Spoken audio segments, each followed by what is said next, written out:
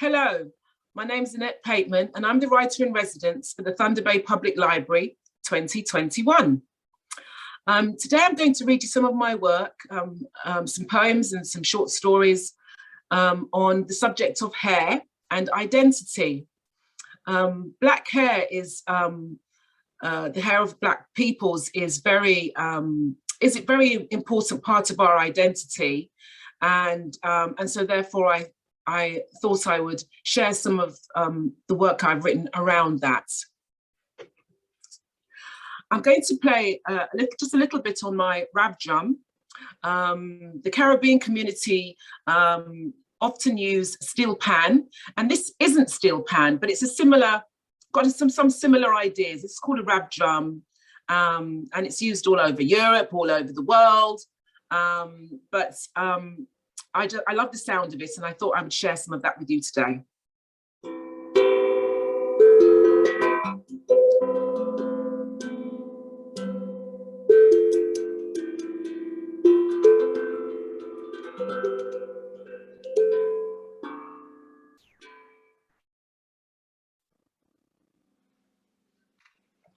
First Plaits. I am young. I sit against my mother's belly. The first time, her hands are warm against my scalp and head. The blue plastic thing she holds in her hand moves firm against my scalp, and then it's gone. I move my head, suddenly restless.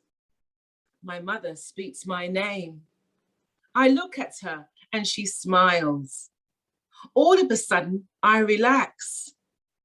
I forget that I am restless and that I want to play with a ball on the floor.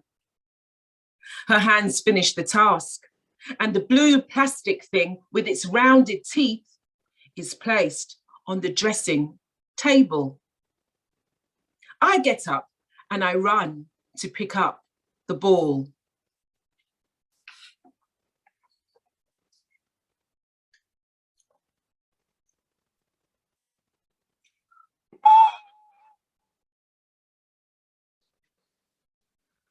First twists.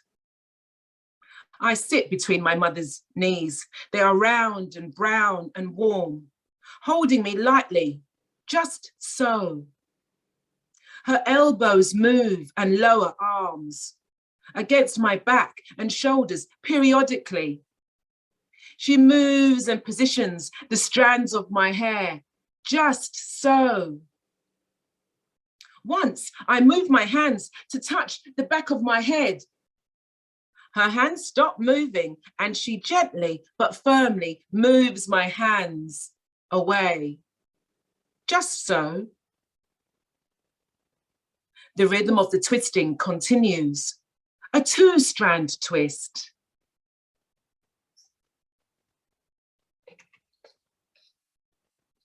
One strand moves over the other. Again and again, just so, until I am able to look in the mirror. I see soft, puffy twists. On the ends of my twists are gleaming, pearly white baubles.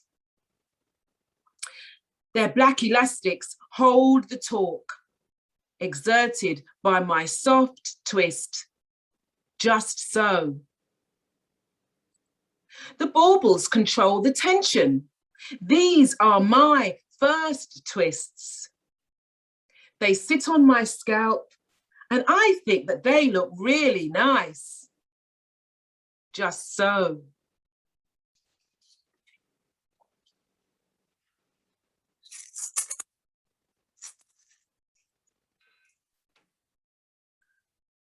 This is a story called Ribbons. It's a short story or flash fiction. I sit in a chair, hands clasped in my lap.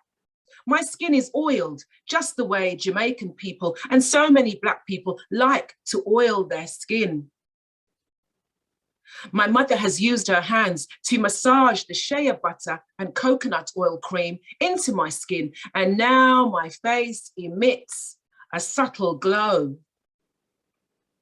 The navy blue school uniform that I wear has a bibbed tunic with a pleated skirt, a blue and white traditional style tie, and a crisped white long-sleeved blouse. Over the top of the blouse and the navy tunic is the school issue V-necked sweater. This is my school uniform, and my parents have worked hard to make sure that I am wearing all the necessary parts that make up the whole of the school uniform. Completeness, including the white socks and the black shoes, which do up with a thin strap over the top of my foot. My hair has been carefully plaited by my mother that morning. 3 plaits, 1 plait at the front of my head and 2 plaits, 1 on the either side of the back of my head. Here my mother adds her own touch. This is where she adds a flourish born from her own culture. A culture which oils and decorates hair. A culture which spends time weaving and creating styles with plaits and cane rows and braids and cornrows. My mother has taken me to the haberdashery department of the department store earlier that week.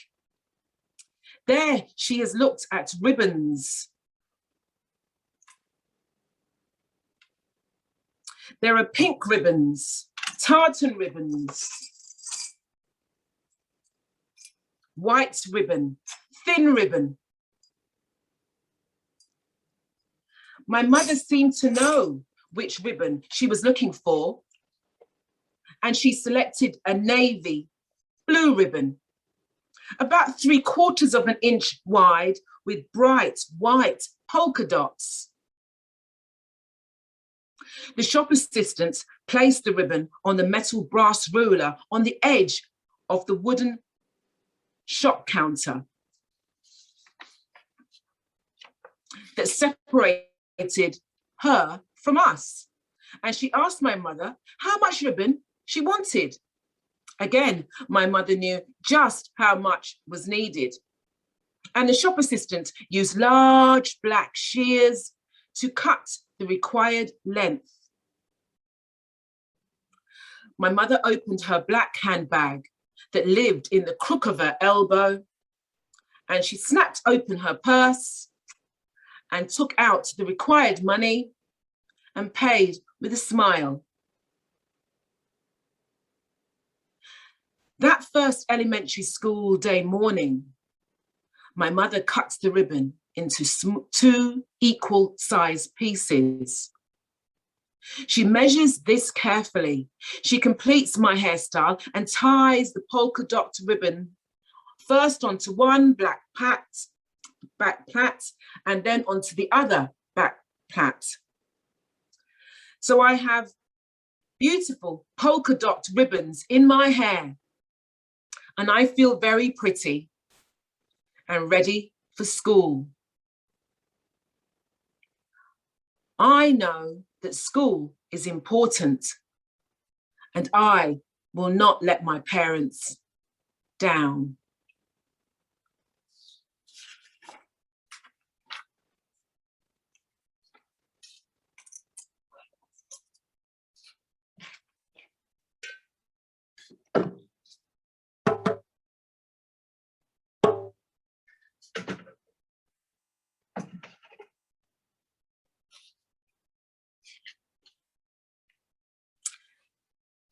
This poem is called Willow the Wisp, and it just came to me one day, and I've decided to share it with you. Willow the Wisp. She wants to be happy. See her, dark hair curling softly against her cheek. Willow the Wisp, tail flying just ahead of her. If she moved quickly enough, she might catch it. Just hold onto its tail. But it's moved further away. Just over there. Beyond the stretch of her fingers. Yonder, the yearn of her touch. She wants to be happy. See her, the woman with dark hair, curling softly against her cheek.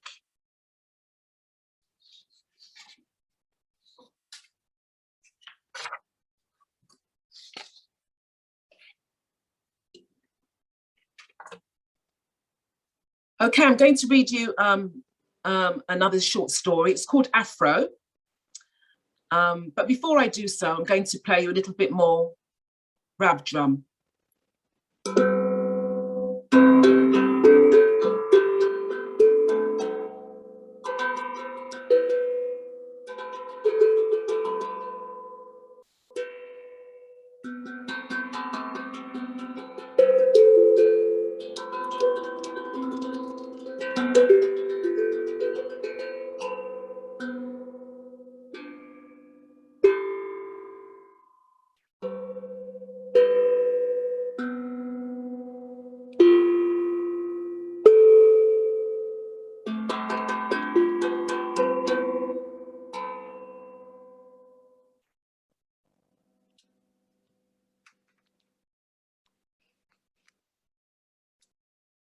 Afro. Today, my boyfriend is traveling from Kingston. He's traveling on the London subway to meet me. I live in South London. I'm always pleased when he does this, as I know it is quite a long way, and he must really like me to make that effort. He is like me, a student at college, and so he doesn't have a lot of money. He does have a part-time job in a bank. He likes to look smart and dresses like a businessman. I think he thinks that this will impress my parents and also myself. So this is a way of presenting himself to my parents in order to impress them.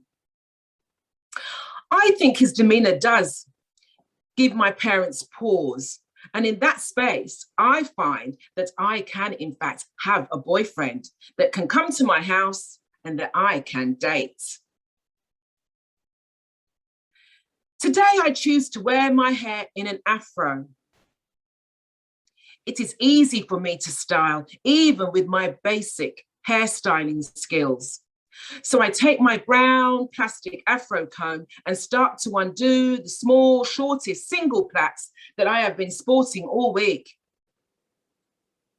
My hair is rested and feels silky and soft against my fingers. I run down to the second room from where my mother runs her home hairdressing business. The light blue hood hair dryer stands quietly in the corner of the room. There on the shelf, I find the hair pomade that I am looking for. I select it because it has a gentle jasmine fragrance and I like the pink colour. Also, I am convinced that it helps my hair to grow. I remove the black screw top lid and dip my index and middle finger into the jar. I remove some of the pomade and smooth a small amount of it onto my scalp and the roots of my hair. It takes me about 5 minutes to oil my whole scalp, and then I close the jar. I pass my younger sister on the stairs. She's going out on her chopper bike. She runs errands for a community member who is disabled. She smiles and waves at me as she disappears out the front door. I'm back in the bedroom, which I share with my other sister, who is closer in age to me, being about 18 months younger. She helps me complete the undoing of my head full of plaits. Now is the fun bit. I enjoy using the Afro comb to pick out the curls and to loosen them and lift them away from my head. I comb my hair outwards from my face and from my neck and from the top of my head. In fact, I use the Afro comb to comb out all of my hair until it stands away from my head. I have hair that is considered to be quite long. And so when I have picked it all out, I use my hands to shape it around my head. My sister is talking to me and telling me that she's going out with her boyfriend that day. She discusses what she will wear. She opens the wardrobe that we share and surveys the choice of clothes. I select a black strapless dress. My sister has one similar. It is the fashion. My sister gives my hair a few final pats at the back where I can't see the shape so well, and I am pleased with my Afro. It also smells of jasmine flowers. Jasmine is my mother's name. My boyfriend's eyes light up when he sees me. I think I've done a good job with my hairstyle and choice of dress. Later that day, my boyfriend and I sit down on the couch and my younger sister takes a picture of us.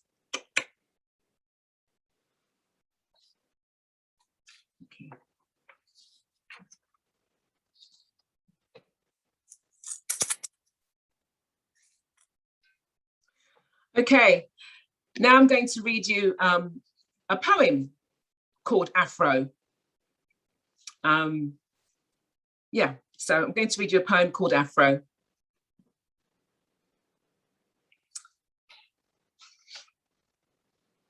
My Afro stretched wide around my head. Not the biggest, not the thickest, not the smallest. I am part of something that I feel drumming through me. In the marrow, in the bone, a people, a movement, resistance, shared ideals. My Afro stretches around me, plugging me into all those who look like me, those gone before, those now walking beside me, those who will come after me. You see Black people with gravity-defying hairstyles. You see people who look different to you. You might even see threat. I am not threat. I am resilience. I am love. I am the first of humankind. I am the last. I am the progenitor. I am your observer. I am your teacher. I am your family.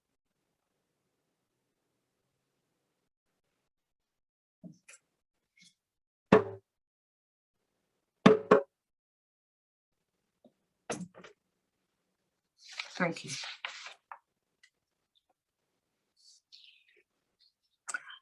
Going to read you a poem about the hairstyle I have now, and it's called Locks, because I have locks.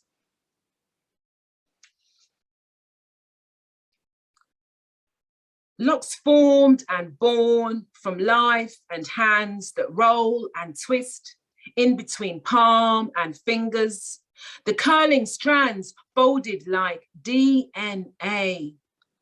Spirals entwined, yet each separate start like an antennae of the mind. Locks growing long and strong, flowing free, some reaching to below the knee.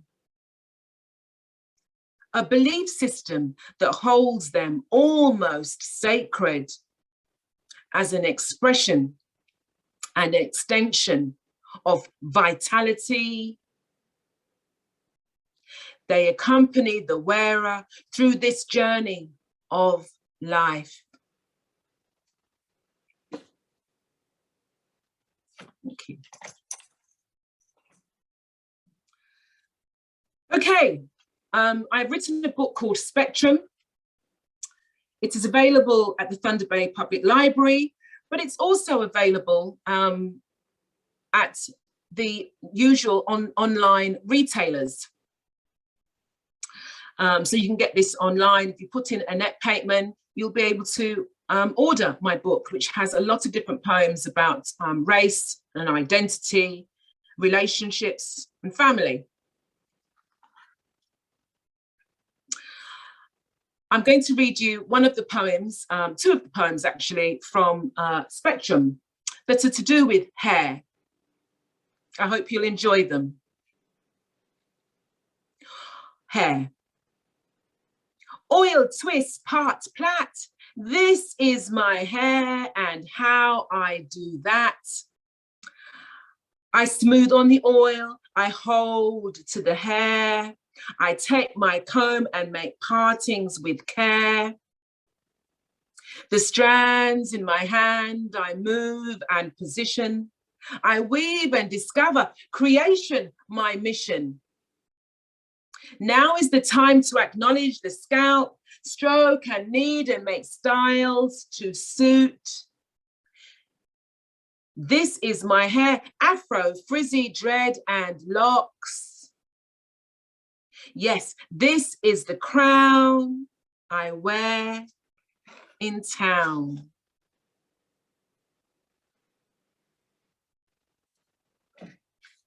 Thank you.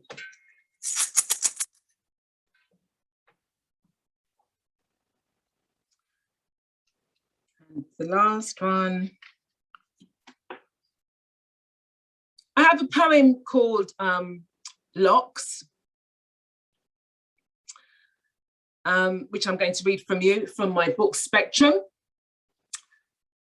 And I hope you'll enjoy it. It describes the stages that locks go through. So I hope you'll find it interesting and you'll enjoy it. Baby locks. My baby locks coiled black and soft like ringlets lying gently against my head. They are new and vulnerable. A silk scarf which encircles my crown at night protects them from the movement of my head against the pillow. Teen locks. My locks start to bud and grow, and a new form is born. My hair curling and coiling until the strands become so close that a lock bud is made. The lock bud elongates and begins to grow upward and outward and downward till a new lock is made and a lock is formed. A teen lock, now and new and wayward, springy and full of life. Not easy to train, a challenge to style, yet beautiful. This is the teen lock. Adult locks. My locks are now fully formed and confident. They grow like fresh shoots. And now I can really see the length and the time spent to get to this space. Lock love is what I experience as I get to know my locks. Elder locks. These elder locks of mine have seen life. They are made of strands of joy and happiness and being glad. Sadness too is intertwined. They are sage with wisdom and knowledge, sometimes heavy and long, against my head and neck and my back. I wrap them in bright cloth with which I protect and lift them, a form of anti-gravity. Often I let them be free and open. They love the fresh air and to move gently when the wind blows. Locks, an expression of resistance, essence and strength, coiling and spiraling like my DNA. My locks, my organic antennae reaching into the world. My locks, an outward expression of my soul. Sometimes I adorn them with natural metal and crystal and shell. Elder locks, curling and fully formed, a protection and grace is their gift to me. Formed from my DNA, an outward extension of life, a spiral eternity.